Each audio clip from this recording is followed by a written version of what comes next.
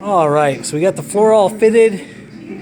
Came back, drilled out all my holes.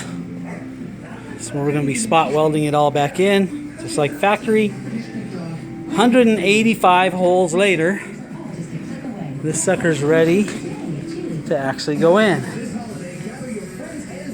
Have to say the AMD floor is actually a pretty good fit. Looks just like factory. And again, I'm going to get this up in there here shortly. Start tack welding all these holes.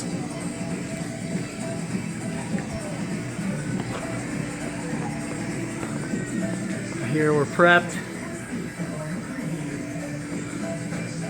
And we're going to do some undercoating in some spots. And then we'll tack weld this all in.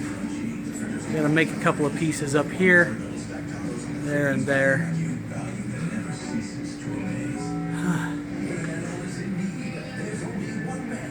Be like brand new when I'm done.